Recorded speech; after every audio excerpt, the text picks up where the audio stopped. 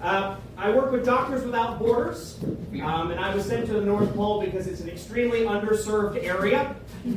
I was very excited to come here. There was a medical marvel, of course, elves, an untold species that had never been seen by modern science.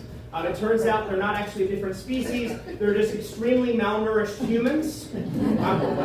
Turns out generations of inbreeding and processed sugar makes people very, very small. When I first came to the North Pole, I had heard there was another medical practitioner in town. It was a dentist. When I went to go see him, it turns out it was just some sort of sex trap for the tooth fairy. So that was a bit of a dead end. Now, I asked one young elf what his diet consisted of, just to get a feel of what the local community ate. He told me he ate candy, candy canes, candy corns, and syrup. He tragically died of diabetes 5 minutes after that conversation. Now, while I can respect that this is a different culture with different traditions, these people have no idea how to care for themselves. They live in sub-zero temperatures year-round, yet they all wear cute little tights and doublets. You're fine. In fact, the only reason the entire town hasn't died out is because of their frankly extremely alarming birth rate. You see, most elves only live to about 30 years old on average because of their diet, and they all have extremely unprotected inbred sex.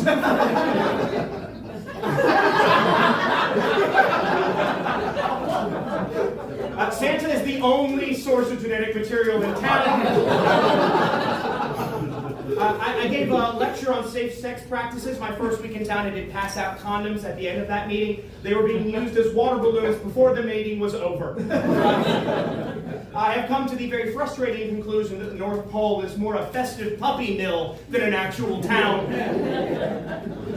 On a personal note, these people up here and the people of the North Pole are some of the most sexually active patients I have ever had. This place has so many cases of crabs, it should be called Atlantis. My wife didn't like that joke. You did, fuck yes. Put it out in the car, and I was like, "You don't like it?" She was like, "I'm sure it's fine." I'm not just a physician for the elves, though I am the primary physician for everyone at the North Pole, which has proved quite challenging. Some are literal people, some are sentient snowmen, all of them medical time bombs. First off, let's start with an actual human, Yukon Cornelius, age 27, surprisingly. When I asked him about his medical history, he said he'd been rode hard and put away wet.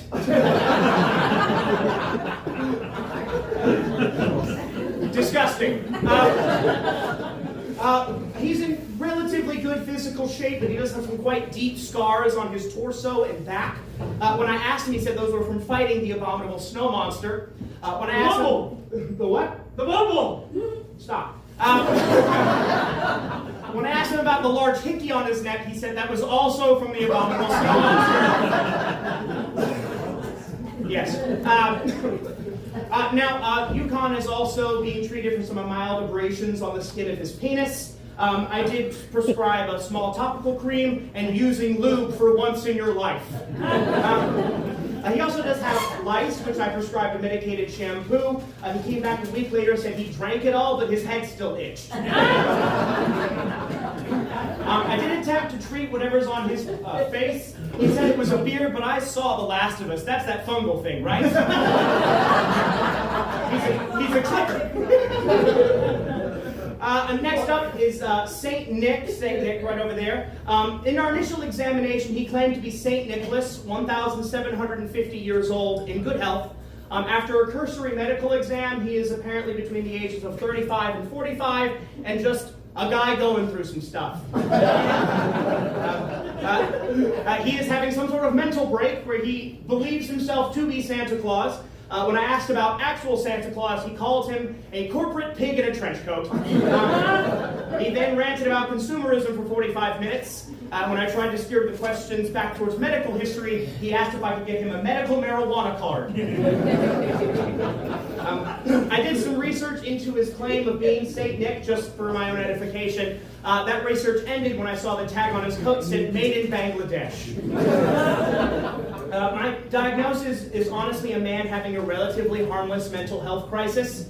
I just recommend mixing some Wellbutrin into his hot chocolate. And the good news is, if he's here, he's not bothering his real children. And I think that's the most important thing to focus on.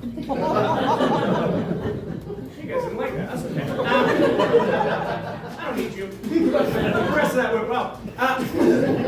Next up is Frosty the Snowman, age. Where are you, Frosty? Directly behind me. That's not going to work.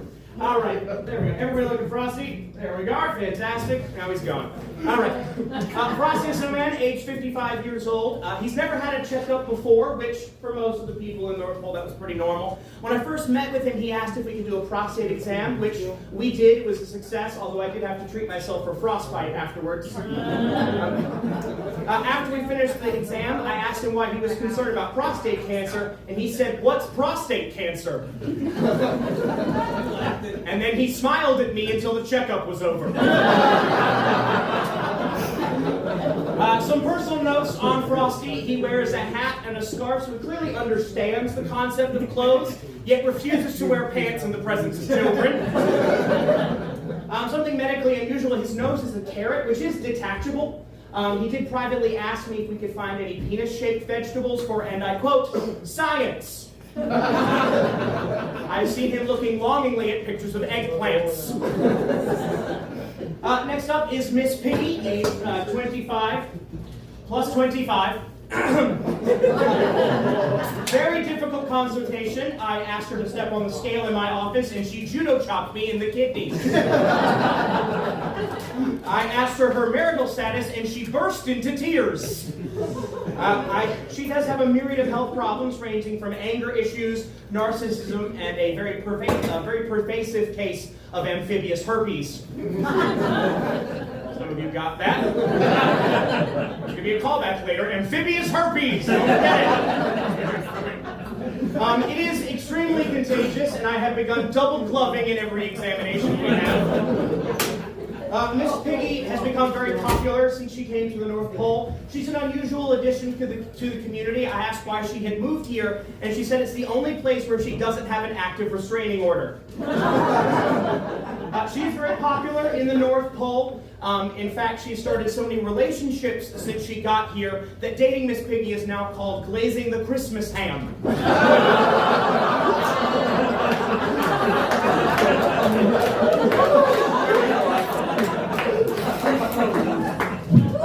Hi, this is Asher Brooks. I wrote that joke. I'm very proud of it.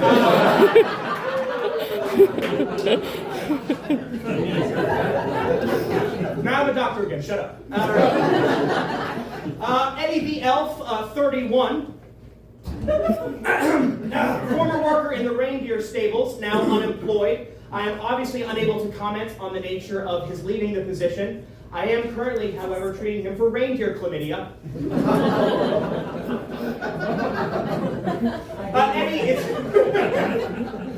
Eddie is, of course, suffering from the main issue with all the elves, which is pretty severe malnutrition. They haven't seen vegetables up here in so long they don't recognize him. I showed him a picture of a salad, and he asked where we put the tinsel on it. Fuck you. Eddie is the product of many, many generations of inbreeding here at the North Pole. I asked for a family history, and he said it would be easier to point to the people he wasn't related to.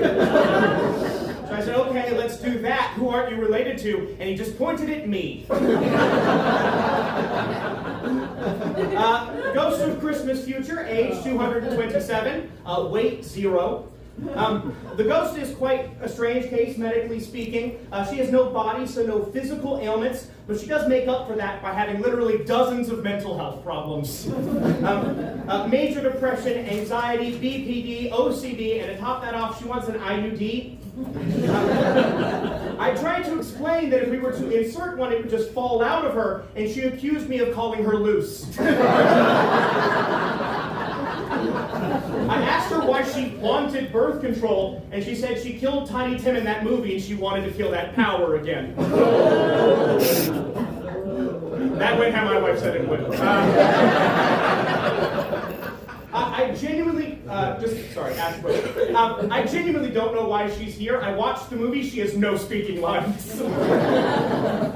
Obviously, the focus of my work here has been with the big man himself, with Santa Claus. It has been amazing. I could write books about this man. He is currently suffering from gout, sleep apnea, and something I've tentatively named super diabetes. Santa, quite strangely, has a crippling addiction to Coca-Cola. When I inquired, he said that this whole goddamn operation runs on Coke money. The least I can do is drink that shit.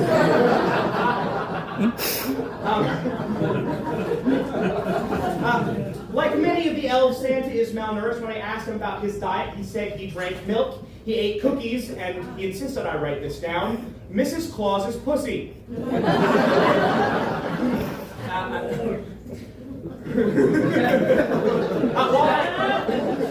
While I am not a mental health counselor, I have done a session with Mr. and Mrs. Claus, and their biggest problem is communication. Mrs. Claus has a hard time communicating her feelings, and Santa has a hard time giving a shit. Now, Mrs. Claus is not in attendance this evening due to my recommendation that she avoid things that make her want to kill herself. If I may end this evening, my words here with a simple statement in service of public health. Please, folks, wash your hands, make sure you get your regular flu shot, and if any of you don't want amphibious herpes, hug none of these people goodbye. That's my time. Thank you, ladies and gentlemen.